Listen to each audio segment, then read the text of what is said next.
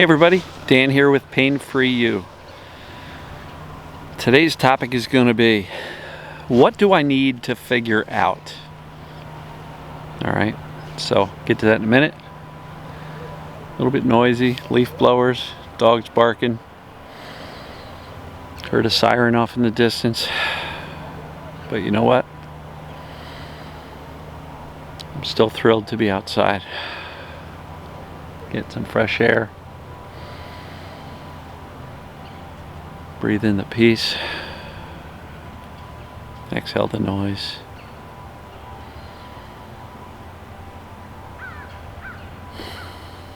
All right. So what do I need to figure out? Because a lot of people, when they learn about TMS, perceived danger pain, Sarno's original theory was about, repressed emotions. So there's a huge focus on trying to figure out those repressed emotions so I can dig them up, feel them, express them, release them, reframe them, whatever it may be, because we're always trying to figure out what caused it so I can fix it, right? And that leads to a lot of digging and trying to figure it out. And sometimes I say, you know what, maybe we can connect the dots and say, at least in my case, my TMS, my mind-body pain, my perceived danger pain began in my early 30s, married, stressful job, money problems, living in a rental, young kid. Marriage was good, but had some signs of challenges. And, emotionally, I was pushing away anger and sadness and this kind of self-criticism that I wasn't far enough in my life or career or money-wise, or, I kind of had this vision that I was going to be this well-off businessman with lots of money and lots of success, and here I was, a broke father of a young kid, right? And so those were probably the perceived dangers that may have necessitated the onset of my pain, right? So if we follow Sarno's theory, that's kind of what I identified and figured out. So here's the challenge. Even though I kind of saw those things and figured out why this TMS, this perceived danger pain, came on, what do I do with that information? Because I still had pain, and I still did. I had about 13 years total of back pain and what doctors call sciatica. And so what do I need to figure out? Well, I figured out a lot of things. And I know a lot of people in this community who have figured out a lot of reasons why they could be or are hurting. But as long as you have symptoms, the only conclusion we can come to is, I must be missing something. I gotta dig more so I can figure it out more. So what do we actually need to figure out? The why question, I think, is particularly challenging, because why do I have TMS? People think that if I figure out why I have TMS, it's automatically going to go away. And unfortunately, I don't think it works that way. Why we have TMS may give you the answer, but it doesn't give you the result. I think a decision that you do have TMS, perceived danger pain, and a decision that says, my job now, since it's perceived danger that's turning on the pain and keeping it on, the decision that my goal is not to figure anything else out. Once you recognize that this is what's going on, I'm going to really encourage you to make a decision that your only primary goal now is to teach the brain that these perceived dangers are not dangerous. TMS, by definition, means your body is fine. Perceived danger pain means that your brain is perceiving danger where it isn't really there. And so figuring it out may give you an answer as to why something may have happened. But I'm not convinced that's going to get you any closer to a solution, which is teaching your brain that you're actually okay in your body, in your emotions, in your thoughts, in your mind. And so I think it's really important to understand what this perceived danger pain is, also known as TMS. The one thing to figure out is, does this apply to me, right? There are several assessments. If you go to yourpaintest.com, anything over a 29 means that it's perceived danger pain, right? Because pain that's created in the brain behaves a lot differently than pain that is created from a structural abnormality, tissue damage, or something being broken or torn. And so that's the one thing to figure out. But once you know that, we don't have to figure out all of the perceived dangers or exactly what caused it, because again, figuring that out may give you the answer as to why you're in pain, but it doesn't get you any closer to getting out of it.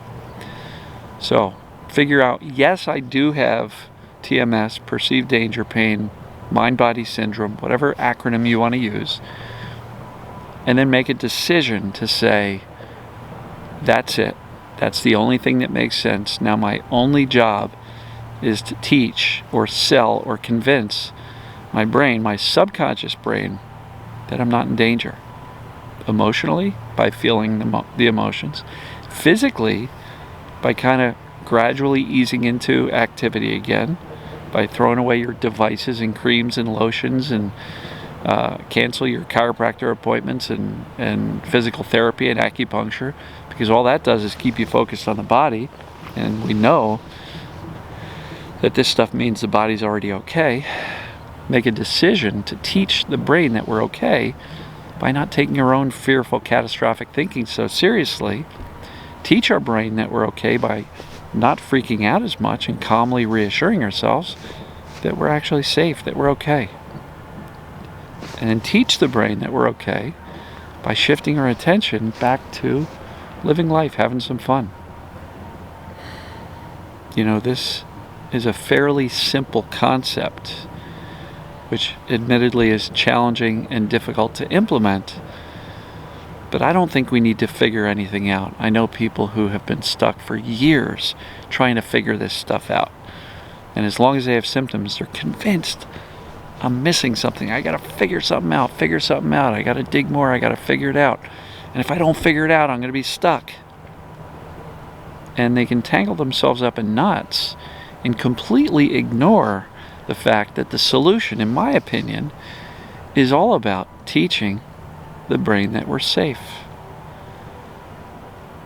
And the desperate need to figure it out keeps us in the fight or flight, the over-analysis, the hyper-focus, the hyper-vigilance, which doesn't help us get any closer to feeling safe in our bodies, emotions, and thoughts.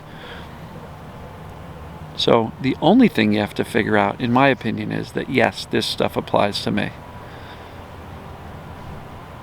Once you have that, my encouragement for you is to really make a decision and commitment to focus on consistent messages of safety.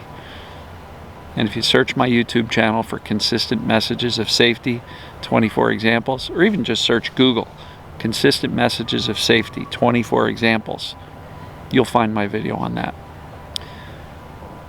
It's not that complicated.